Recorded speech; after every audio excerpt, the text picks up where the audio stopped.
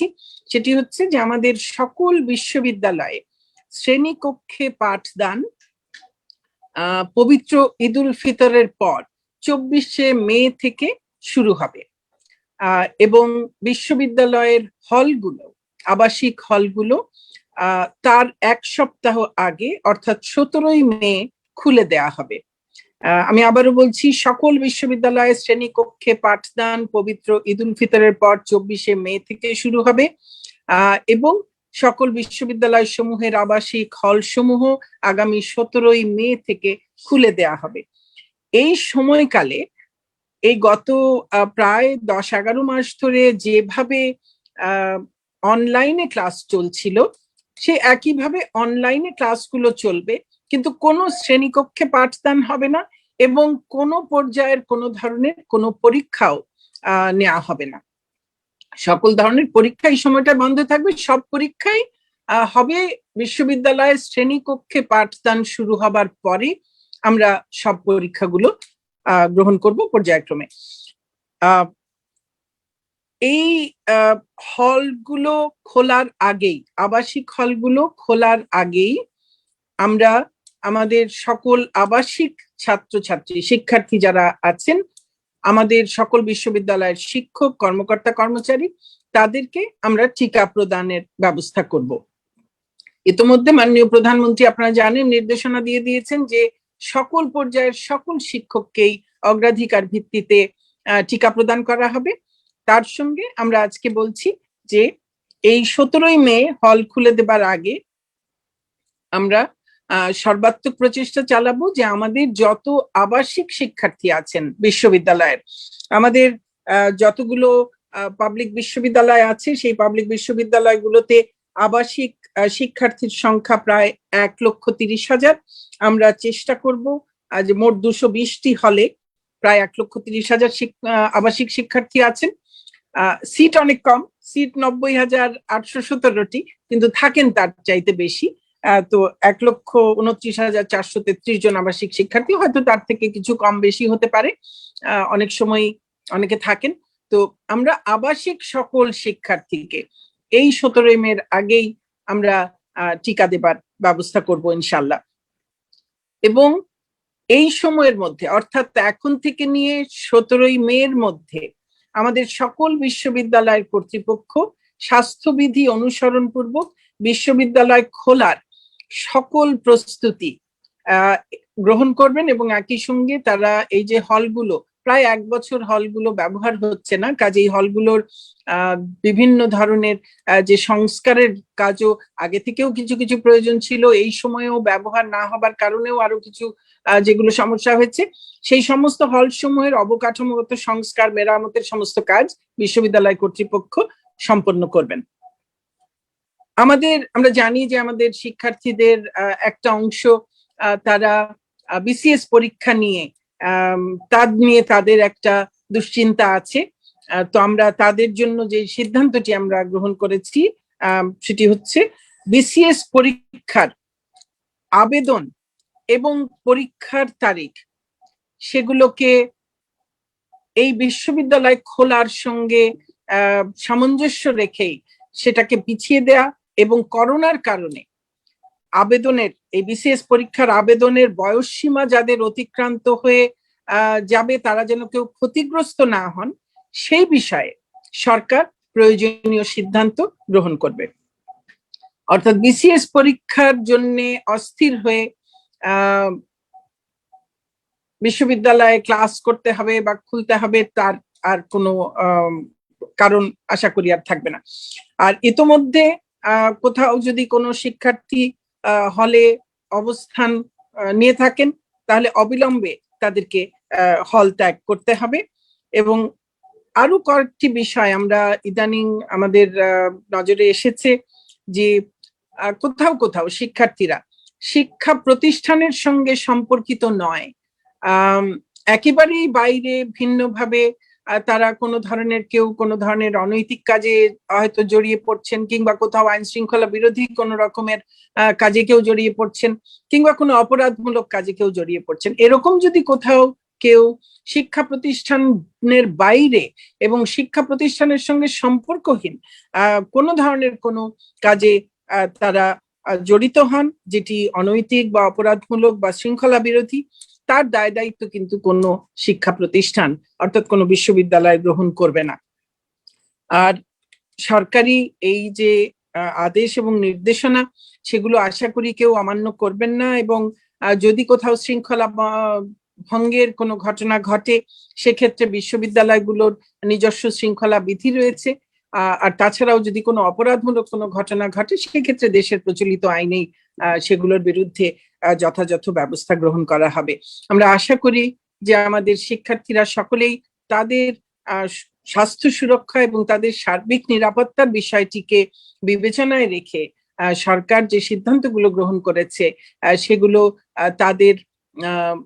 তারা সেগুলোকে গ্রহণ করবেন, এবং সেই অনুযায়ী আমাদের বিশ্ববিদ্যালয়গুলো ইনশাল্লাহ আমরা আগামী 24শে মে, পবিত্র ঈদ উল ফিতরের পরে 24শে মে থেকে আমরা শ্রেণীকক্ষে পাঠদান আমরা শুরু করতে পারবো, এবং তার ঠিক এক সপ্তাহ আগে 17ই মে থেকে আমাদের আবাসিক হলগুলো এর সমস্ত সংস্কার কাজ যা যা প্রয়োজন আছে সেগুলো সম্পন্ন করে, এবং হল খোলার প্রস্তুতিমূলক যা কিছু কাজ আছে পরিষ্কার পরিচ্ছন্নতা থেকে শুরু করে অন্যান্য সেগুলো সম্পন্ন করে, এবং স্বাস্থ্যবিধি মানতে হবে সব জায়গায়, এই যে স্যানিটাইজ করার, হাত ধোবার সেই ব্যবস্থা করা, সেগুলোর সমস্ত ব্যবস্থা গ্রহণ করে আমরা এই হলগুলো 17ই মে ইনশাল্লাহ আমরা খুলে দিতে পারবো। একই সঙ্গে আমি আবারও বলছি, বিসিএস পরীক্ষার আবেদন এবং পরীক্ষার তারিখ সেগুলোকেও আমরা এই বিশ্ববিদ্যালয়ের শ্রেণীকক্ষে পাঠদান শুরু হওয়া এবং আবাসিক হল খুলে দেওয়া সেই তারিখগুলোর সঙ্গে সামঞ্জস্য রেখেই আমরা সেই তারিখগুলোকে পিছিয়ে দেব, এবং করোনার কারণে বিসিএস এর আবেদনের বয়সসীমা অতিক্রান্ত হয়ে যেন কোনো শিক্ষার্থী ক্ষতিগ্রস্ত না হন সে বিষয়ে সরকার যথাযথ সিদ্ধান্ত গ্রহণ করবে। সাংবাদিক বন্ধুগণ, আপনাদেরকে অনেক ধন্যবাদ। ধন্যবাদ মাননীয় মন্ত্রী মহোদয়। মাননীয় মন্ত্রী মহোদয়, অনেকেই প্রশ্ন করতে চেয়েছেন, জি বলেন। সুযোগ দিব? নিশ্চয়ই। মাননীয় মন্ত্রী মহোদয়, এখন এই মুহূর্তে একটি প্রশ্ন করতে যাচ্ছেন কালের কণ্ঠ পত্রিকার সিনিয়র রিপোর্টার শরীফুল আলম সুমন। শরীফুল আলম সুমন, আপনি আনমিউট করে আপনার প্রশ্নটি করুন প্লিজ। জি, ধন্যবাদ। মাননীয় মন্ত্রী মহোদয়কে আসলে ধন্যবাদ জানাচ্ছি যে বিশ্ববিদ্যালয়গুলোতে যে পরিস্থিতি তৈরি হয়েছিল এই সময়ে আমাদের আসলে এরকম বেশ কিছু জানার ছিল, এবং সেগুলো আমরা এই সংবাদ সম্মেলনের মাধ্যমে পেলাম। এর জন্য মাননীয় মন্ত্রী মহোদয়কে ধন্যবাদ। যদিও আজকে উচ্চ শিক্ষা নিয়ে কথা বলার জন্য বলেছেন, কিন্তু স্কুল কলেজের ব্যাপারটাও যদি সম্ভব হয় যে আসলে তারা কিভাবে প্রস্তুতি নেবেন সেই ব্যাপারটা যদি কিছুটা হলেও একটা গাইডলাইন আমরা পেতাম কিংবা শিক্ষা প্রতিষ্ঠানগুলো পেত, তাহলে মাধ্যমিক এবং উচ্চ মাধ্যমিক নিয়ে আজকে আমরা বলবো না, তবে এটুকু শুধু জানিয়ে রাখি যে আমাদের মাধ্যমিক এবং উচ্চ মাধ্যমিকের যে শিক্ষা প্রতিষ্ঠানগুলো আছে তারা ইতোমধ্যে সকল প্রস্তুতি সম্পন্ন করেছেন স্বাস্থ্যবিধি মেনে প্রতিষ্ঠানগুলো খুলবার, এবং আমরা আমাদের যে ছুটির সময়সীমা সেটি 28শে ফেব্রুয়ারি পর্যন্ত সেটা নির্ধারিত এখনো আছে। আমরা জাতীয় পরামর্শ কমিটির সঙ্গে আলোচনার সাপেক্ষে আমরা আমাদের কবে থেকে শ্রেণীকক্ষে পাঠদান আমরা শুরু করব সেটি আমরা জানিয়ে দেব। মাননীয় মন্ত্রী, আমি মহিউদ্দিন বলছিলাম ডেইলি স্টার থেকে। সরি, আমি প্রশ্নটা করার সুযোগ পাবো কিনা জানি না, কারণ আমি SMS করিনি, কিন্তু আপনার পরিপ্রেক্ষিতে আমার প্রশ্নটা উঠেছে আর কি। জি বলেন। আমার প্রশ্নটা হচ্ছে, আপনি একটা বিষয় বললেন যে বিশ্ববিদ্যালয় খুলে যাবে, হল খুলে যাবে, এটা একটা খুব পজিটিভ ডিসিশন। তো বিশ্ববিদ্যালয় খোলার সাথে আরেকটা বিষয় একটু জড়িত আছে বোধহয়, বিশ্ববিদ্যালয় ভর্তি পরীক্ষা। ওইখানেও বড় অংশের স্টুডেন্টরা মানে টেনশনে আছে এক ধরনের। ওদের সিদ্ধান্তগুলো কি বিশ্ববিদ্যালয় খোলার পরে হবে পরীক্ষাগুলো? মানে এই বিষয়টা যদি একটু ক্লিয়ার করতেন আমাদের। বিশ্ববিদ্যালয়ের ভর্তির ব্যাপারে একমাত্র এখন পর্যন্ত বোধহয় ঢাকা বিশ্ববিদ্যালয় তারিখ ঘোষণা করেছে, এবং সেটাও মে মাসের এই তৃতীয় সপ্তাহের পরেই তারিখ দেওয়া হয়েছে। প্রয়োজনে সেই তারিখগুলো, ভর্তি পরীক্ষার তারিখগুলো আমাদের এই প্রতিষ্ঠান খোলা, হল খোলা, সেগুলোর সঙ্গে একটা সামঞ্জস্য রেখে আমরা করব। যদিও ভর্তি যারা পরীক্ষা দেবে তারা কিন্তু কেউ এই বিশ্ববিদ্যালয়ের শিক্ষার্থী না কিংবা হলের বাসিন্দা না, কাজেই এটা তাদের সঙ্গে এটা সম্পর্ক নেই।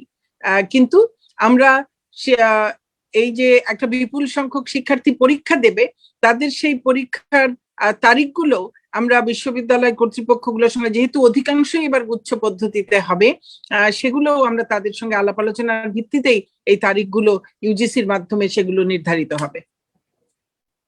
ধন্যবাদ মাননীয় মন্ত্রী মহোদয়। এই মুহূর্তে প্রশ্ন করবেন শারমিন নীরা, ৭১ টেলিভিশন। শারমিন নীরা, ৭১ টেলিভিশন, আপনি আনমিউট করে আপনার প্রশ্নটি করুন প্লিজ।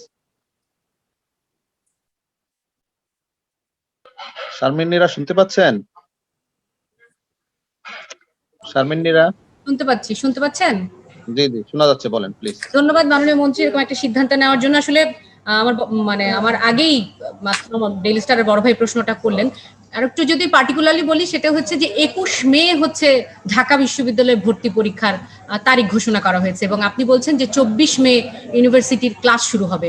তো সেক্ষেত্রে এই ৩ দিন কোনোভাবে সমন্বয় করা যায় কিনা, যদি আর একটু সুস্পষ্ট করে জানতে চাই।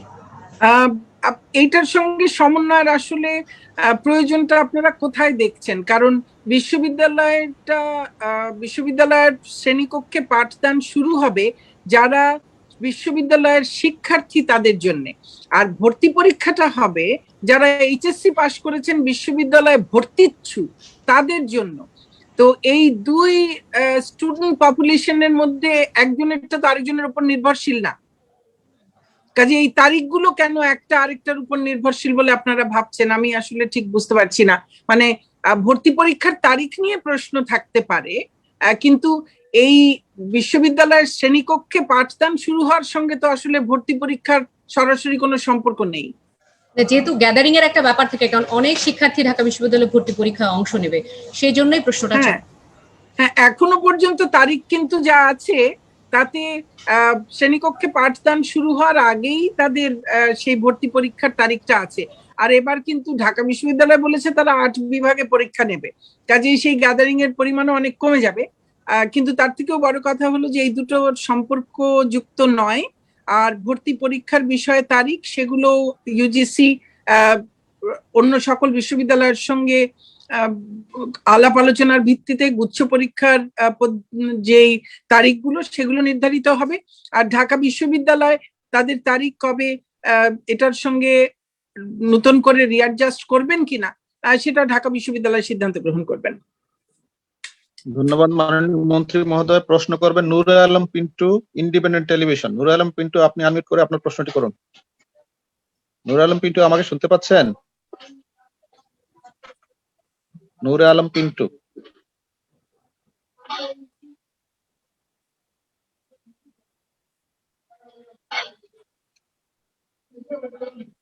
নূরে আলম পিন্টু, শোনা যাচ্ছে? আমাকে কি শোনা যাচ্ছে? হ্যাঁ, আপনাকে শোনা যাচ্ছে। আচ্ছা, আমার মাননীয় মন্ত্রী, আপনাকে অসংখ্য ধন্যবাদ। আপনি আজকে এরকম একটি গুরুত্বপূর্ণ বিষয় নিয়ে সংবাদ সম্মেলন করেছেন। তো আমার দুটি প্রশ্ন ছিল। একটি প্রশ্ন হচ্ছে, মাননীয় মন্ত্রী, আপনি জানেন যে আজকেরও বেশ কিছু বিশ্ববিদ্যালয় আন্দোলন চলছে, এবং সবশেষ আমি কিছুক্ষণ আগেই ঢাকা বিশ্ববিদ্যালয় থেকে এসেছি। তো সেখানে আমরা দেখেছি যে ঢাকা বিশ্ববিদ্যালয়ের শিক্ষার্থীরা আসলে হল খুলে দেওয়ার দাবিতে তারা মানববন্ধন করেছে, দুটি হলে তারা প্রবেশও করেছে, পরবর্তীতে তারা বের হয়ে এসেছে। তো এই অবস্থায় তারা আসলে চাচ্ছিল যে ক্যাম্পাসটি আরেকটু আগে খোলা যায় কিনা। তো সেই বিষয়টি নিয়ে একটু বলবেন। সেই সঙ্গে আপনি বলেছেন যে স্বাস্থ্যবিধি মেনে শ্রেণীকক্ষের কার্যক্রম শুরু হবে। তো আসলে আপনারা স্কুল এবং কলেজের জন্য একটি গাইডলাইন দিয়েছেন যে কিভাবে ক্লাস হবে অথবা কয়টি করে ক্লাস নেওয়া হবে। বিশ্ববিদ্যালয়ের ক্ষেত্রে কি এই ধরনের কোনো গাইডলাইন মন্ত্রণালয় অথবা মঞ্জুরি কমিশনের পক্ষ থেকে থাকবে কিনা? ধন্যবাদ মাননীয় শিক্ষামন্ত্রী। আপনারা জানেন যে একটা স্কুলের, একটা মাধ্যমিক পর্যায়ের একটা শিক্ষা প্রতিষ্ঠান বা উচ্চ মাধ্যমিক পর্যায়ের একটা শিক্ষা প্রতিষ্ঠান আর একটা বিশ্ববিদ্যালয়ের শিক্ষার্থী সংখ্যা, এর মধ্যে কিন্তু অনেক ভিন্নতা রয়েছে। হ্যাঁ, আর আমরা মাধ্যমিক পর্যায়ের, উচ্চ মাধ্যমিক পর্যায়ের আমরা যেভাবে চিন্তা করেছি এবং আপনাদেরকেও জানিয়েছি যে যাদের এসএসসি এবং এইচএসসি আছে, অর্থাৎ দশম এবং দ্বাদশ শ্রেণী, তারা প্রতিদিন ক্লাস করবেন আর বাকিরা সপ্তাহে একদিন ক্লাস করবেন আপাতত, যতদিন পর্যন্ত আমরা মোটামুটি একটা যথেষ্ট একটা ভালো অবস্থায় আমরা এই করোনা নিয়ে পৌঁছতে না পারছি, আরো ভালো অবস্থায় আরো অনেক বেশি নিরাপদ অবস্থায় পৌঁছতে না পারছি। কিন্তু বিশ্ববিদ্যালয়ের ক্ষেত্রে এটি করা কিন্তু খুব শক্ত, কারণ এত ডিপার্টমেন্ট, এত ইয়ার, তাদের এত ধরনের পরীক্ষা থাকে, এত ধরনের ক্লাস থাকে, সেই ক্ষেত্রে কিন্তু এই স্ট্যাগার করে এটা করা এটা সম্ভব না, এবং অনেক বেশি পরীক্ষার্থী সেখানে ইনভলভ। কাজেই এই স্কুলের মতো করে বিশ্ববিদ্যালয়কে ভাবলে বোধহয় চলবে না, এবং বিশ্ববিদ্যালয়কেও আমরা যখন খুলবো, যার যার বিশ্ববিদ্যালয় তারা তাদের সুবিধা মতো তারা নিজেরা চিন্তা করে দেখে নেবেন যে কিভাবে যদি এইরকম কোনো অ্যাডজাস্টমেন্ট করার সুযোগ থাকে তাহলে তারা সেটি নিজেরা চিন্তা করে সেটি করতে পারবেন। সেক্ষেত্রে আমাদের মনে হয় না যে এটা আলাদা করে আমাদের বলার কোনো প্রয়োজন রয়েছে। আমরা বিশ্ববিদ্যালয় আপাতত, আপনি বললেন চলমান কোথাও কোথাও শিক্ষার্থীরা চাইছে, কিন্তু এই মুহূর্তে বিশ্ববিদ্যালয় যেখানে টিকা দেওয়া হয়নি, দেখুন আমরা স্কুল খুলে দেবার কথা বা কলেজ খুলে দেবার কথা আমরা চিন্তা করতে পারছি, তার কারণ সেখানে অধিকাংশ ক্ষেত্রেই কোনো আবাসিক বিষয়টা নেই। এমনি আমাদের শিক্ষার্থীরা কিন্তু বাইরে বেরোচ্ছে, আমাদের শিক্ষার্থীরা বাড়িতেও তো অনেকে অনেক বেশি ভিড়ের মধ্যে হয়তো থাকছেন, কিন্তু শিক্ষা প্রতিষ্ঠানে এসে আমাদের বিশ্ববিদ্যালয়, পাবলিক বিশ্ববিদ্যালয়গুলোর অনেক হলেই কিন্তু অনেক বেশি ভিড় করে থাকতে হয়, এবং সেখানে স্বাস্থ্যবিধি মেনে চলাটা অনেক ক্ষেত্রেই খুবই অসুবিধা হয়। কাজেই তাদের জন্য আমি এর আগেও বলেছিলাম যে তাদেরকে টিকা না দেওয়া পর্যন্ত তাদেরকে আসলে হলে ফিরিয়ে নিয়ে আসাটা খুবই বিপজ্জনক হতে পারে, কারণ যে কেউ একজন বা দুজন আক্রান্ত হলেই সেটা খুব দ্রুত হলের সকল শিক্ষার্থীর মধ্যে এবং তাদের মাধ্যমে পুরো বিশ্ববিদ্যালয়ে ছড়িয়ে পড়তে পারে। আমরা যেভাবে বাংলাদেশ এই সংক্রমণ ঠেকানোতে, প্রতিরোধে যেভাবে সফল হয়েছে, আমাদের তড়িঘড়ি একটা ভুল সিদ্ধান্তের কারণে তড়িঘড়ি বিশ্ববিদ্যালয় একটা খুলে দিয়ে হলে শিক্ষার্থীদেরকে নিয়ে এসে এই সংক্রমণের এই যে সাফল্য সংক্রমণ প্রতিরোধে, সেটা পুরোটা নষ্ট হয়ে যেতে পারে। আমরা কোনোভাবেই, আমার মনে হয় না যে আমরা সে ধরনের কোনো ঝুঁকি এখন আমাদের নেওয়া সমীচীন হবে, এবং সে কারণেই খুব সুচিন্তিত ভাবেই আমাদের এই সিদ্ধান্ত গ্রহণ করা হয়েছে। স্বাস্থ্য সুরক্ষার বিষয়টিকে, সার্বিক নিরাপত্তার বিষয়টিকে বিবেচনায় নিয়ে। এই জন্য এরকম করতেছে যে পাকা আরেকটু একটা প্রশ্ন করতে চাই। ঢাকা বিশ্ববিদ্যালয় কর্তৃপক্ষ একটি সিদ্ধান্ত নিয়েছিলেন যে 13ই মার্চ থেকে তারা পরীক্ষার্থীদের জন্য। আমি আপনাকে শুনতে পাচ্ছি না, আপনি বোধহয় মিউট হয়ে গেছেন।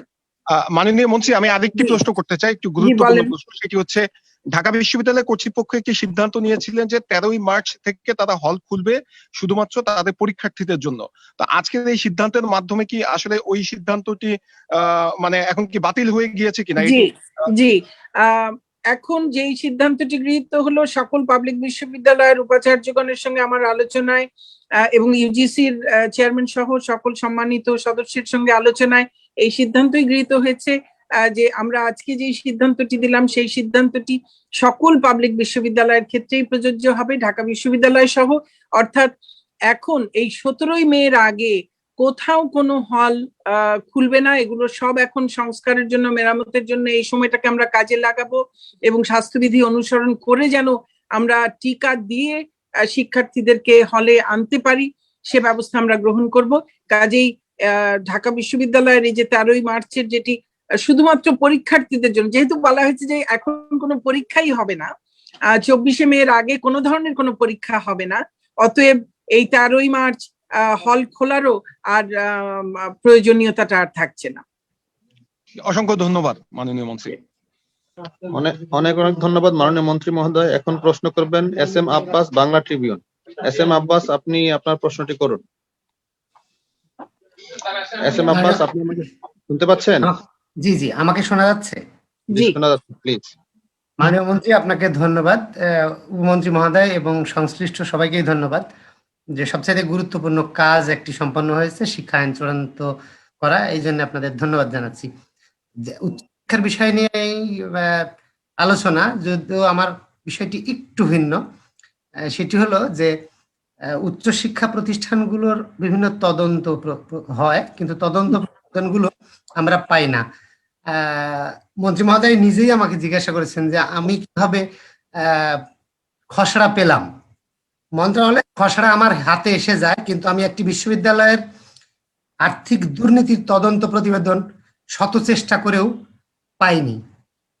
আমার প্রশ্ন, এখানে ইউজিসি চেয়ারম্যান স্যার আছেন, যে বিশ্ববিদ্যালয়গুলোর তদন্ত প্রতিবেদন, আমি ইউজিসি চেয়ারম্যান স্যারকে সরাসরি জিজ্ঞাসাও করতে চাই যে রাজশাহী বিশ্ববিদ্যালয়ের তদন্ত প্রতিবেদন মুহূর্তের মধ্যে, রাতের মধ্যে রাজশাহী সহ সারা বাংলাদেশের প্রতিটি জায়গায় পৌঁছে যায়, কিন্তু রাজধানীর একটি বিশ্ববিদ্যালয়, সেই বিশ্ববিদ্যালয়ের দুর্নীতি তদন্ত প্রতিবেদন আমরা চেষ্টা করে উদ্ধার করতে পারিনি, না ইউজিসি থেকে না শিক্ষা মন্ত্রণালয় থেকে। পক্ষান্তরে শিক্ষা আইনের খসড়া প্রত্যেকের হাতে আবার চলে যায়।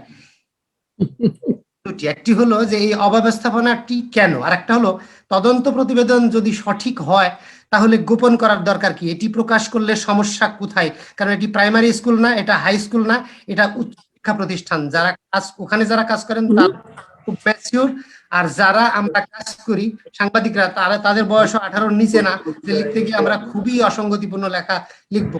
ধন্যবাদ মাননীয় মন্ত্রী মহোদয়, এবং কেউ ধন্যবাদ জানাচ্ছি। আমার মনে হয় আমার এই প্রশ্নগুলোর উত্তর পেলে সবাই উপকৃত হব। ধন্যবাদ। ইউজিসি চেয়ারম্যান মহোদয় কি যুক্ত আছেন? ইউজিসি চেয়ারম্যান মহোদয় কি যুক্ত আছেন? যুক্ত হওয়ার কথা ছিল, উনি কি যুক্ত হয়েছেন কিনা? যদি উনি যুক্ত না থাকেন তাহলে আমি উত্তর দিতে পারি। আগে নিশ্চিত হন যে উনি যুক্ত আছেন কিনা। আমি ফোনে দেখছি তো, কাজে আমি দেখতে পাচ্ছি না। খায়ের সাহেব, ইউজিসি চেয়ারম্যান মহোদয় কি যুক্ত আছেন আমাদের সঙ্গে? স্যার আমি দেখতে পাচ্ছি না স্যার, আমি চেক করে দেখছি। আচ্ছা, ঠিক আছে, তাহলে আমি আব্বাস সাহেবের এই প্রশ্নটার উত্তর দেবার একটু চেষ্টা করি। সেটা হলো যে আসলে আমাদের যে আপনি বললেন কোন তদন্ত রিপোর্ট একটা হয়তো বেরিয়ে একেবারে সবার হাতে হাতে চলে যায়, আরেকটা অনেক চেষ্টা করেও আপনারা পান না, এটা কি অব্যবস্থাপনা কিনা? এটা আসলে এটা অব্যবস্থাপনা না, এটা কোনো ইস্যু নিয়ে হয়তো কারো অতি উৎসাহী হওয়া আমাদের ভেতরেই হয়তো কারো থাকে। কেউ অতি উৎসাহী হয়ে হয়তো এই রিপোর্টটি কোনো একটি রিপোর্ট ছড়িয়ে দেন, আবার কেউ কোনো একটি রিপোর্টকে হয়তো একেবারেই খুব ধরে রাখেন। আমাদের দিক থেকে আমরা এই তদন্ত প্রতিবেদনগুলোর পরিপ্রেক্ষিতে আমরা যে ব্যবস্থা গ্রহণ করি সেগুলো তো আপনারা জানতেই পারেন, কিন্তু তদন্ত প্রতিবেদনগুলো আপনারা যদি কেউ জানতে চান, এবং জানার তো আসলে নানান প্রক্রিয়াও আছে, আপনারা তথ্য অধিকার আইন আছে, এখন আপনারা চাইলে যে কেউ আবেদন করলে আমরা তো সেগুলো আমরা আপনাদের কাছে দিতে বাধ্য, তাই না? আমরা এই তদন্ত প্রতিবেদনগুলো সাধারণত আমরা এমনি পাবলিকলি ডিসক্লোজ করে দিই না, কিন্তু আপনি তথ্য অধিকার আইনে জানতে চাইলে আমাদের নিশ্চয়ই আমরা সেগুলো দেব। আর এটি অব্যবস্থাপনার বিষয় হয়তো নয়, কেউ এই যে যেমন আমার শিক্ষা আইনের যে খসড়া, সেই খসড়া দেখা যায় যে আচ্ছা, অনেকে কথা বলছেন তো, খায়ের সাহেব বোধহয় সবাইকে মিউট করলে বোধহয় কথা শুনতে সুবিধা হবে। ঠিক আছে স্যার। জি,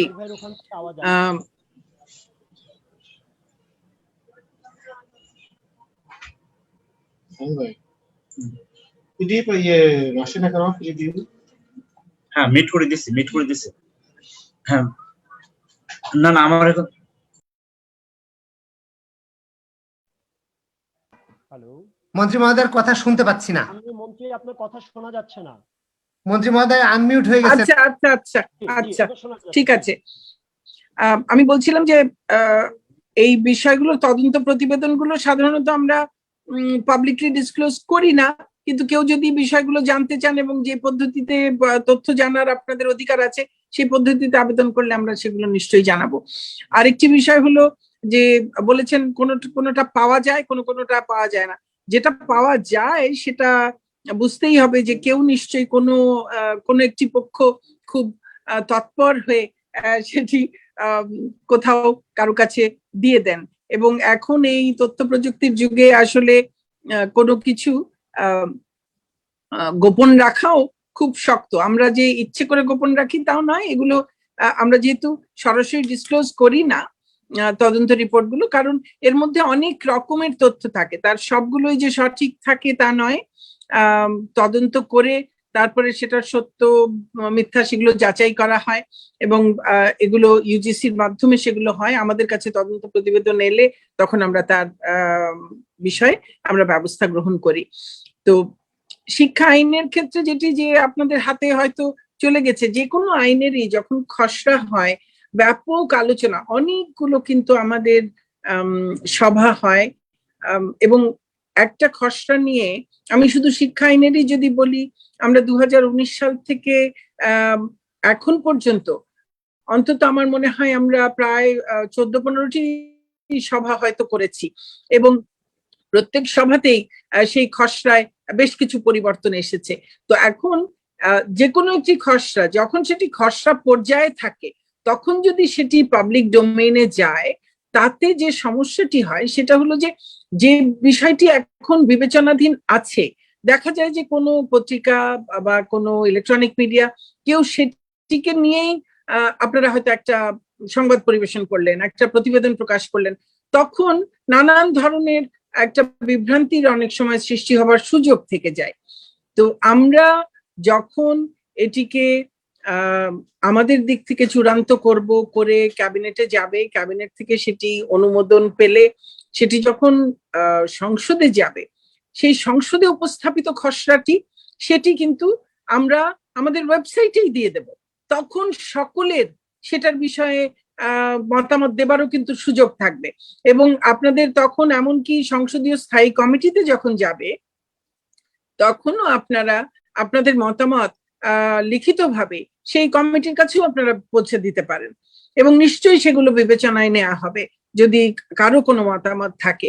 কাজে এটি এমন নয় যে যখন এই খসড়াগুলো তৈরি হচ্ছে তখনই এটি জানা প্রয়োজন, বরং তখন এটি পাবলিক ডোমেইনে গেলে অযথাই অনেক ধরনের বিভ্রান্তির সৃষ্টি হয়। আমরা যে বিষয়টি নিয়ে এখনো আমাদের দিক থেকে কোনো চূড়ান্ত করিনি, তখন সে বিষয়টি নিয়ে পাবলিক ডোমেইনে আলোচনা হলে সেটি অনেক সময় বিভ্রান্তির সৃষ্টি করে। সেই জন্য আমরা এই খসড়া পর্যায়ে এখন আমাদের কাছেও যখন আমরা চূড়ান্ত করিনি, আর এরপরে তো ক্যাবিনেটে গেলে ক্যাবিনেটে আলোচনা হবে এবং সেখানে তারাও আবার হয়তো সেখানে অনেক পরিবর্তন আনতে পারেন। কাজে এটি যখন সংসদে যাবে তখন এটি সবার জন্যই উন্মুক্ত থাকবে এবং সবার জন্যই মন্তব্য করবার জন্য, পরামর্শ দেবার জন্য, সবকিছুর জন্যই, সমালোচনার জন্য, সবকিছুর জন্য উন্মুক্ত থাকবে। অনেক ধন্যবাদ মাননীয় মন্ত্রী মহোদয়। এখন প্রশ্ন করবেন জসিমউদ্দিন, দ্য বিজনেস স্ট্যান্ডার্ড। মাননীয় মন্ত্রী মহোদয়, একজন লিখিতভাবে একটা প্রশ্ন জানতে চেয়েছেন, এই সিদ্ধান্তটা বেসরকারি বিশ্ববিদ্যালয়ের ক্ষেত্রে কার্যকর হবে কিনা, আর হচ্ছে মাননীয় মন্ত্রী কিছু টিভি চ্যানেল আপনার মুখ থেকে যে ছুটি বিশ্ববিদ্যালয় খোলার তারিখ এবং এটা হল খোলার তারিখ এইটা শুনতে পায়নি, ওরা ভয়েসটা পায় নাই। তো ওনারা আবার বলবো অসুবিধা নেই। আর এখন আমি লিখিত প্রশ্ন যেটা বলেছেন খায়ের সাহেব, লিখিত প্রশ্ন যেটা বলেছেন যে প্রাইভেট বিশ্ববিদ্যালয়ের ক্ষেত্রেও প্রযোজ্য হবে কিনা, অবশ্যই প্রযোজ্য হবে। এই বিশ্ববিদ্যালয়ের সম্পর্কিত এই যে নির্দেশনা, সরকারি নির্দেশনা, এটি দেশের সকল বিশ্ববিদ্যালয়, পাবলিক প্রাইভেট বিশেষায়িত সকল বিশ্ববিদ্যালয়ের জন্য সমভাবে প্রযোজ্য হবে। জসিমউদ্দিন, আপনাকে অনুরোধ জানাচ্ছি আপনার প্রশ্নটি করার জন্য। আপনি শুনতে পাচ্ছেন? জি, মাননীয় মন্ত্রী আপনাকে ধন্যবাদ। আমার ছোট ছোট দুটি প্রশ্ন ছিল, এই দুটি প্রশ্নের উত্তর আপনি ছোট করে হলেও একটু আগে একটা উত্তর দিয়েছেন যে প্রাইভেট বিশ্ববিদ্যালয় খুলবে কিনা। আর আরেকটা প্রশ্ন হচ্ছে মাননীয় মন্ত্রী, আমাদের পাবলিক বিশ্ববিদ্যালয়গুলিতে 1,30,000 শিক্ষার্থী অবস্থান করছেন, তারা ভ্যাকসিন পাইতে আমাদের আপনি জানেন যে 90 লাখ ভ্যাকসিন, 70 লাখ অলরেডি ঢাকায় পৌঁছেছে আর 20 লাখ আজকে পৌঁছবে। এই 70 লাখ ভ্যাকসিন সারা বাংলাদেশে এসেছে, ফলে 1,30,000 শিক্ষার্থীকে ভ্যাকসিন দিতে আপনি কেন 3 মাস সময় নেবেন মাননীয় মন্ত্রী? ধন্যবাদ। এর মধ্যে কিন্তু আমাদের অগ্রাধিকার প্রাপ্ত যারা আছেন আগে থেকেই, তাদেরও ভ্যাকসিনের কাজ চলছে, তার সঙ্গে আমাদের শিক্ষার্থীদেরটাও চলবে। হ্যাঁ, এবং শিক্ষার্থীদের সকলের রেজিস্ট্রেশন করা, আমাদের সারা দেশে যত শিক্ষক আছেন, এবং শিক্ষক কিন্তু শুধু বিশ্ববিদ্যালয় শিক্ষক নন বা বিশ্ববিদ্যালয় কর্মকর্তা কর্মচারী নন, সকল শিক্ষা প্রতিষ্ঠানের শিক্ষক এবং কর্মকর্তা কর্মচারী, তাদেরও কিন্তু এর মধ্যে এই ভ্যাকসিন দেওয়ার কাজটি হবে। আর ভ্যাকসিন আমরা অন্ততপক্ষে প্রথম ডোজ যেন দিতে পারি, আর যেখানে সম্ভব হবে 8 থেকে 12 সপ্তাহ পরে যে দ্বিতীয় ডোজ দেওয়া হবে সেটিও যেখানে যেখানে সম্ভব হবে সেটিও আমরা দিতে চেষ্টা করব। ধন্যবাদ মাননীয় মন্ত্রী মহোদয়। আমি প্রশ্ন করার জন্য অনুরোধ জানাচ্ছি Mustafa Mallik, Channel I. Mustafa Mallik, Channel I, আপনি আনমিউট করে আপনার প্রশ্নটি করুন। মুস্তফা মল্লিক, চ্যানেল আই, শুনতে পাচ্ছেন? মল্লিক ভাই, আপনি আমাকে শুনতে পাচ্ছেন? আপনি আনমিউট করে আরো একটা, কিন্তু শুধু ভ্যাকসিন না, আমরা কিন্তু আরো বলেছি যে আমাদের সকল আবাসিক হলগুলো খুলে দেবার মতো যে স্বাস্থ্যবিধি মেনে যেন সেখানে আমাদের শিক্ষার্থীরা থাকতে পারে, এবং এই যে প্রায় 1 বছর হলগুলো বন্ধ আছে সেগুলো যেন বাস উপযোগী হয়, সেগুলোর জন্য প্রয়োজনীয় সংস্কার কাজও কিন্তু করতে হবে। মল্লিক ভাই শুনতে পাচ্ছেন? মল্লিক ভাই, আমরা মনে হয় মল্লিক ভাইকে কানেক্ট করতে পারছি না। আমি তাহলে অন্য এর পরে কে আছে? আমি কি একটা প্রশ্ন করতে পারি মাননীয় মন্ত্রী? আমি এরশাদ কমল বলছি নিউজ পত্রিকা থেকে। আমি যদিও কিউতে নেই, জাস্ট প্রাসঙ্গিক ভাবে, সেটা হলো যে আমরা শিক্ষার্থীর সংখ্যাটা জানতে পারছি, শিক্ষকের সংখ্যাটা কত একটু যদি বলতেন। শিক্ষকের সংখ্যাও আছে, একটু আমাকে একটু বিশ্ববিদ্যালয়ের শিক্ষকের সংখ্যাটা বলেন তো মাহবুব সাহেব। বিশ্ববিদ্যালয়ের শিক্ষকের সংখ্যাটা আপনি আমাকে সেদিনই পাঠিয়েছেন। জি, আমাকে দিয়েছিলেন। সর্বশেষ রিপোর্টে দেয়া আছে এখন যেটা বলছেন মাননীয় মন্ত্রী। আপা,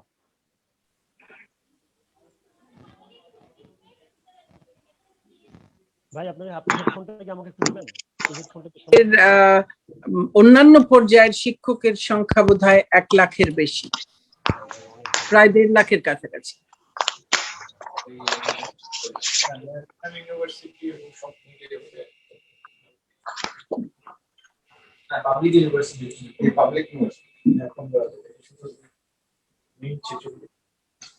খায়ের ভাই আমাকে কি শুনতে পাচ্ছেন? আচ্ছা মল্লিক ভাই, শোনা যাচ্ছে, বলেন প্লিজ। আচ্ছা, আমাদের এই বিশ্ববিদ্যালয় পর্যায়ের শিক্ষক সংখ্যা 15,524। আমার মনে হয় এর মধ্যে আমাদের জাতীয় বিশ্ববিদ্যালয়ের অধিভুক্ত যে কলেজগুলো রয়েছে সেখানকার শিক্ষক কিন্তু এর মধ্যে এই সংখ্যার মধ্যে নেই। এটা শুধুমাত্রই বিশ্ববিদ্যালয়গুলোর। জি, মাননীয় মন্ত্রী মহোদয়, মল্লিক ভাই আছে, মুস্তফা জি মল্লিক জি ভাই জি আছে, জি জি জি বলেন। আপনি আপনার প্রশ্নটি করুন প্লিজ। এখন দিলেন 15,524, সেটা বিশ্ববিদ্যালয় মঞ্জুরি কমিশন থেকে কিছু। আমি আপনার কথা শুনতে পাচ্ছি না। আপা শোনা যাচ্ছে এখন? খুব আস্তে। ওকে আপা, এখন শোনা যাচ্ছে আপা? এখন শুনতে পাচ্ছি, বলেন। আচ্ছা আচ্ছা আচ্ছা আপা, আমি বলছিলাম আপনি যে শিক্ষকদের তথ্য দিয়েছেন, এটা কিছুদিন আগে আমাদের বিশ্ববিদ্যালয় মঞ্জুরি কমিশন থেকে যে বই দিয়েছে সেখানেও ছিল। যাই হোক, আমার প্রশ্নটা আপা এরই মধ্যে আর একটু জোরে বলতে হবে, শুনতে পাচ্ছি না। আপা এখন শোনা যাচ্ছে?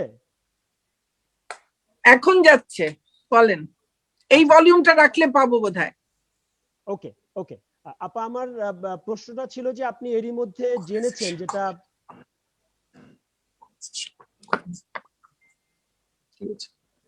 জি বলেন। জি আপা, সেটা হচ্ছে যে আমার একজন সহকর্মী যদিও এর মধ্যে প্রশ্নটি করে ফেলেছে, সেটি হচ্ছে আপনার সঙ্গে যখন আমরা সংবাদ সম্মেলনে যুক্ত হই তখনই ঢাকা বিশ্ববিদ্যালয়ের শহীদুল্লাহ হলের ঘটনাটি নিশ্চয়ই আপনি জানেন, যে কিছু শিক্ষার্থী সেখানে তালা ভেঙে প্রবেশ করার চেষ্টা করেছে এবং তারও আগে জাহাঙ্গীরনগর বিশ্ববিদ্যালয় একই কাজ করেছে এবং জাহাঙ্গীরনগর বিশ্ববিদ্যালয় প্রশাসন থেকে তাদেরকে বলাও হয়েছে যে তারা আইন যেন নিজের হাতে তুলে নেয়। আপনি কি মনে করেন কিনা আপা যে এটা শুধুই মাত্র কিছু সংখ্যক শিক্ষার্থী দীর্ঘদিন হলে থাকতে পারছে না এই জন্য তারা আইন নিজের হাতে তুলে দিল, নাকি এর পেছনে অন্য কোনো কারণ আছে বলে আপনি মনে করেন? একটা তো আছে যে শিক্ষার্থীরা দীর্ঘদিন ধরে শিক্ষা প্রতিষ্ঠানের বাইরে, তারা হলের বাইরে, সে কারণে একটা আছে। আরেকটা হচ্ছে বিসিএস পরীক্ষার বিষয় একটা আছে, সে কারণেও কিছু অস্থিরতা তাদের মধ্যে আছে। আর বাংলাদেশে আমাদের সবসময়ই ঘোলা পানিতে মাছ শিকার করবার একটা প্রবণতা যারা অপরাজনীতি করেন তাদের মধ্যে দেখা যায়। কাজেই তাদেরকেও যেহেতু অনেক রকম অপচেষ্টা করেও বর্তমান সরকারের সাফল্যকে কোনো ক্ষেত্রেই ম্লান করা যাচ্ছে না, তখন বিশ্ববিদ্যালয়গুলোকে অস্থিতিশীল করবার কোনো অপচেষ্টা কোনো মহল কেউ করছে কিনা সেটা আমরা নিশ্চিতভাবে বলতে না পারলেও তাকেও হয়তো উড়িয়ে দেওয়া যায় না। তবে আমাদের বিবেচনা যেটি সবচেয়ে বড় সেটি হলো আমাদের যারা ভবিষ্যৎ আমাদের দেশের এই শিক্ষার্থীদের স্বাস্থ্য সুরক্ষা এবং তাদের সার্বিক নিরাপত্তা। আমরা কোনোভাবেই আমাদের যে সরকারের এই বৈশ্বিক এই সংকট মোকাবেলায়, করোনা সংকট মোকাবেলায়, করোনা সংক্রমণকে প্রতিরোধ করার ক্ষেত্রে, কমিয়ে আনবার ক্ষেত্রে বঙ্গবন্ধু কন্যা শেখ হাসিনার সরকারের যে বিশাল সাফল্য রয়েছে সেটাকে আমরা কিন্তু কোনোভাবেই নষ্ট করে দিতে পারি না। এবং সেটি নষ্ট হওয়া মানে হচ্ছে আমাদের আবার জনগণের মধ্যে এই সংক্রমণ ছড়িয়ে পড়বে। আর যেহেতু এখন একটা অনেক বেশি ইনফেকশাস স্ট্রেন যেটি যুক্তরাজ্যে পাওয়া গেছিল সেটি অতি সম্প্রতি ভারতেও পাওয়া গেছে, কাজে আমাদের এই সবগুলো আশঙ্কাকে কিন্তু মাথায় রেখেই কাজ করতে হচ্ছে। অনেক ধন্যবাদ মাননীয় মন্ত্রী মহোদয়। প্রিয় সাংবাদিক বন্ধুরা, আপনাদের অনেকেই আরো প্রশ্ন করতে চেয়েছিলেন। আচ্ছা, আমি একটুখানি খায়ের সাহেব, স্যার আমি একটুখানি ওই শিক্ষকের সংখ্যাটা নিয়ে আমি ওটা একটু বলতে চাই যে আমাদের যে আমাদের মাধ্যমিক এবং উচ্চ মাধ্যমিকের স্কুল কলেজ মিলিয়ে আমাদের শিক্ষকের সংখ্যা 4,06,469 এই সকল স্কুল এবং কলেজ মিলিয়ে। আর আমাদের কর্মচারীর সংখ্যা 1,62,861, অর্থাৎ মোট সংখ্যা হচ্ছে আমাদের 5,69,330। তার সঙ্গে কিন্তু আমাদের যারা শিক্ষা কর্মকর্তা রয়েছেন তাদেরও সংখ্যা যোগ করলে 5,75,430, অর্থাৎ অন্তত পক্ষে এই 5,75,000 তাদের যেমন এখন দেয়া হবে, তার পাশাপাশি আমাদের বিশ্ববিদ্যালয়গুলোরও তাদের শিক্ষক এবং কর্মচারী তাদেরও টিকাদানের ব্যবস্থা করতে হবে। আর আপনারা 3 মাসের কথা যেটি বললেন সেটি তো আমি আগেও বলেছি যে শুধু এই টিকাদান নয়, তার পাশাপাশি এই হলগুলোর প্রয়োজনীয় সংস্কার এবং স্বাস্থ্য বিধি মেনে যেন তারা সকল শিক্ষার্থী উঠতে পারেন সেরকম পরিবেশ, উপযুক্ত পরিবেশ তৈরি করার জন্য আমরা সময়টা এই হলগুলোর প্রয়োজনীয় সংস্কার এবং স্বাস্থ্য বিধি মেনে যেন সকল শিক্ষার্থী উঠতে পারেন সেরকম পরিবেশ করতে হবে, উপযুক্ত পরিবেশ তৈরি করার জন্য সেটি তো আমি আগেও বলেছি যে শুধু এই টিকাদান নয়, তার পাশাপাশি এই হলগুলোর প্রয়োজনীয় সংস্কার এবং স্বাস্থ্য বিধি মেনে যেন তারা সকল শিক্ষার্থী উঠতে পারেন সেরকম পরিবেশ, উপযুক্ত পরিবেশ তৈরি করার জন্য। মাননীয় মন্ত্রী মহোদয়, ভিডিওটা অফ হয়ে গেছে। কার ভিডিও অফ হয়ে গেছে? আপনার ভিডিও স্যার। আমার ভিডিও তো অন আছে, কিন্তু দেখতে পাচ্ছিলাম না মাননীয় মন্ত্রী। তাহলে আপনি স্লাইড করেন, দেখতে পাবেন। মাননীয় মন্ত্রী মহোদয়, সর্বশেষ প্রশ্নটি করতে চাচ্ছেন হচ্ছে সাইফ সুজন বণিক বার্তার। অনেকে প্রশ্ন করতে চেয়েছিলেন, আমি আন্তরিকভাবে দুঃখিত মাননীয় মন্ত্রী মহোদয়ের তারপরেও একটা প্রোগ্রাম আছে। এখন সর্বশেষ প্রশ্নটি করার জন্য সাইফ সুজনকে অনুরোধ জানাচ্ছি। আর মাননীয় মন্ত্রী মহোদয়, সর্বশেষ ওই যে শিক্ষা বিশ্ববিদ্যালয় খোলার বিষয়ে যে ঘোষণাটা, এটা আরেকবার বলে দেব। ঠিক আছে, আরেকবার বলে দেব। আসসালামু আলাইকুম মাননীয় মন্ত্রী, আপনার কাছে আমার প্রশ্নটি হলো এই বেসরকারি বিশ্ববিদ্যালয়ের শিক্ষার্থীদেরকে ভ্যাকসিন দেওয়ার কোনো পরিকল্পনা আছে কিনা, আর হলে আবাসিক বেসরকারি বিশ্ববিদ্যালয়ের শিক্ষার্থীদের। আচ্ছা।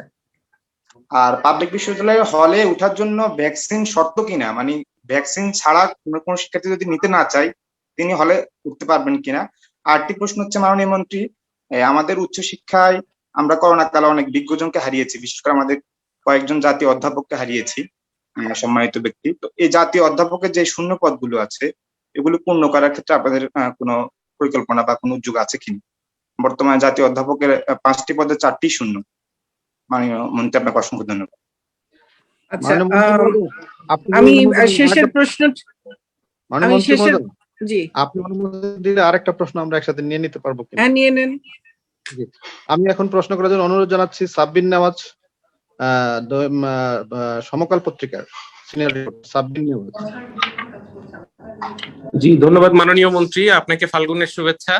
আমি একটু পরীক্ষার বিষয়টা মাননীয় মন্ত্রী আপনি একবার বলেছেন, আরেকবার একটু জানতে চাচ্ছি। সেটি হচ্ছে যে বেসরকারি বিশ্ববিদ্যালয়ে কিন্তু অনেক পরীক্ষা রানিং ছিল এবং জাতীয় বিশ্ববিদ্যালয় পাবলিক বিশ্ববিদ্যালয় অনার্স এবং মাস্টার্স এর পরীক্ষার সূচি ঘোষণা।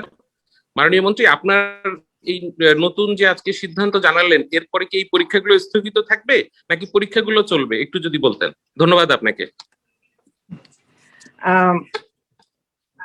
আমি তাহলে এই ন্যাশনাল প্রফেসরের কথা আগে যেটি এসছে সেটি দিয়ে শুরু করি। আমাদের জাতীয় অধ্যাপকের 4টি নয় 3টি পদ শূন্য আছে।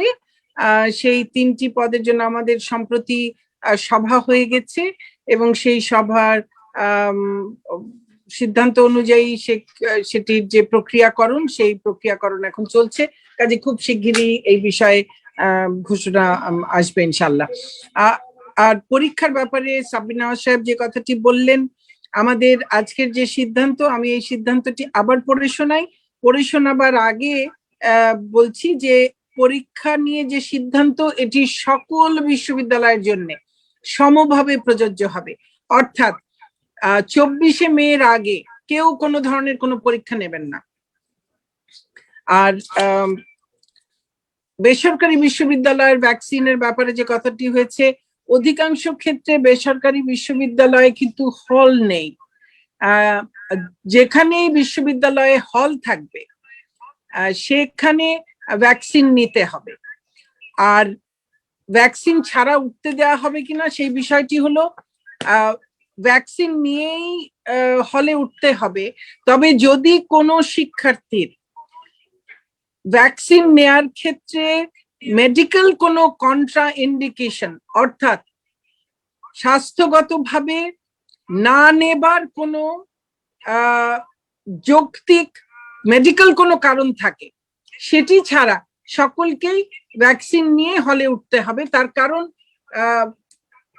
কোনোভাবেই যেন না ছড়িয়ে পড়ে, কোনোভাবেই যেন সমস্যা না হয়, সেটি আমরা ব্যবস্থা করতে চাই। কাজে কারো যদি মেডিকেল কোনো রকমের কারণ থাকে, যেটাকে কন্ট্রাইন্ডিকেশন বলা হয়, সেটা যদি থাকে যে এই কারণে তার পক্ষে ভ্যাকসিন নেওয়া সম্ভব না, তাহলে তিনি ভ্যাকসিন ছাড়াও তিনি যদি আবাসিক শিক্ষার্থী হন, তিনি হলে উঠতে পারবেন। এছাড়া সকল আবাসিক শিক্ষার্থীকেই ভ্যাকসিন নিয়েই হলে উঠতে হবে। আচ্ছা, আর আপনারা একদম পুরো জিনিসটা আবার একটু শুনতে চেয়েছেন, আমি আবার বলছি যারা এর আগে ভিডিওটি পাননি। আমাদের ছাত্ররাই আমাদের জাতির ভবিষ্যৎ এবং তাদের স্বাস্থ্য সুরক্ষা এবং সার্বিক নিরাপত্তার বিষয়টি বিবেচনা নিয়ে সরকার কিছু সিদ্ধান্ত গ্রহণ করেছে। সেই সিদ্ধান্তগুলো হলো যে সকল বিশ্ববিদ্যালয়ে শ্রেণীকক্ষে পাঠদান পবিত্র ঈদ উল ফিতরের পর 24শে মে থেকে শুরু হবে এবং বিশ্ববিদ্যালয়ের আবাসিক হল সমূহ আগামী 17ই মে থেকে খুলে দেয়া হবে। এই সময়ে অর্থাৎ এই 24শে মে পর্যন্ত কোনো ধরনের কোনো পরীক্ষা হবে না। 24শে মের পরে পরীক্ষাগুলো গ্রহণ করা হবে। আর অনলাইন ক্লাসেস যেভাবে চলছে সেইভাবেই অনলাইন ক্লাসগুলো চলমান থাকবে।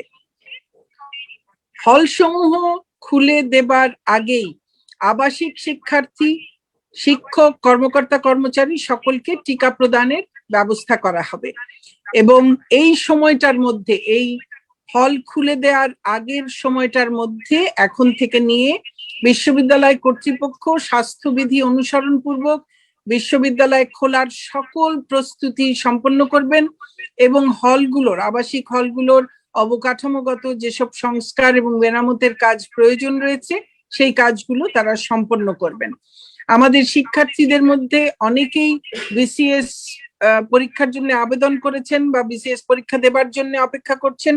তাদের জন্য বলছি বিসিএস পরীক্ষার আবেদন এবং পরীক্ষার তারিখ পিছিয়ে দেয়া, অর্থাৎ আমাদের এই বিশ্ববিদ্যালয় খোলার তারিখের সঙ্গে সামঞ্জস্য রেখে সেই নতুন তারিখ ঘোষণা করা, এবং করোনার কারণে আবেদনের বিসিএস এর জন্য আবেদনের বয়সসীমা অতিক্রান্ত হয়ে কোনো শিক্ষার্থী যেন ক্ষতিগ্রস্ত না হন সে বিষয়ে সরকার প্রয়োজনীয় ব্যবস্থা গ্রহণ করবে। আর ইতোমধ্যে যদি কোনোভাবে কোনো শিক্ষার্থী হলে অবস্থান করেন, যেটি করবার কথা নয়, তাদেরকে অবিলম্বে হল ত্যাগ করতে হবে। আর আরো একটি বিষয়, সেটি হচ্ছে যে শিক্ষার্থীরা শিক্ষা প্রতিষ্ঠানগুলোর বাইরে ব্যক্তিগতভাবে বা দলগতভাবে যে কোনো ভাবে তারা যদি কোনো ধরনের শিক্ষার সঙ্গে বা শিক্ষা প্রতিষ্ঠানের সঙ্গে সম্পর্কবিহীন কোনো ধরনের কোনো কর্মকাণ্ড যেটি অনৈতিক, অপরাধমূলক বা শৃঙ্খলা বিরোধী, তার সঙ্গে যদি কোথাও জড়িত হন, সেই ধরনের কোনো কর্মকাণ্ডের দায় দায়িত্ব বিশ্ববিদ্যালয় কর্তৃপক্ষ গ্রহণ করবে না। আর সরকারি যে আদেশ এবং নির্দেশনা রয়েছে সেগুলো যদি কেউ অমান্য করেন, সেক্ষেত্রে বিশ্ববিদ্যালয়গুলোর নিজস্ব শৃঙ্খলা বিধি রয়েছে। আর কোথাও যদি কোনো অপরাধমূলক কর্মকাণ্ড ঘটে বিশ্ববিদ্যালয়ের ভেতরে বা বিশ্ববিদ্যালয়ের কোনো হলে বা কোথাও, সেখানে দেশের প্রচলিত আইন অনুসারে ব্যবস্থা গ্রহণ করা হবে। আমরা আশা করছি যে আমাদের শিক্ষার্থীরা সকলে তারাও তাদের প্রস্তুতি নেবেন, যাতে 17ই মে তারা যার যার হলে, যারা আবাসিক শিক্ষার্থী আছেন তারা যার যার হলে তারা ফিরে আসার প্রস্তুতি গ্রহণ করবেন। এই সময়টাতে অনলাইনে যে ক্লাস চলছে সেগুলো করবেন, এবং 24শে মে থেকে সকলকে আমরা শ্রেণীকক্ষেই পাঠদানের কাজ শুরু করতে পারবো ইনশাআল্লাহ, আমরা সে আশাবাদ ব্যক্ত করছি। এবং এই সিদ্ধান্তগুলো দেশের সকল বিশ্ববিদ্যালয়, পাবলিক প্রাইভেট সকল বিশ্ববিদ্যালয়ের জন্যই এই সিদ্ধান্তগুলো প্রযোজ্য হবে। মাননীয় মন্ত্রী মহোদয়, মাননীয় উপমন্ত্রী মহোদয়, মাননীয় সচিব মহোদয়, সাংবাদিক বন্ধুরা, আপনাদেরকে অসংখ্য ধন্যবাদ অনেকক্ষণ ধৈর্য ধরে আমাদের এই আজকের ব্রিফিং এ অংশগ্রহণ করার জন্য এবং গুরুত্বপূর্ণ মতামত দেওয়ার জন্য। সবাইকে ধন্যবাদ। আপনাদের সবাইকে অনেক ধন্যবাদ। জয় বাংলা, জয় বঙ্গবন্ধু, বাংলাদেশ চিরজীবী হোক।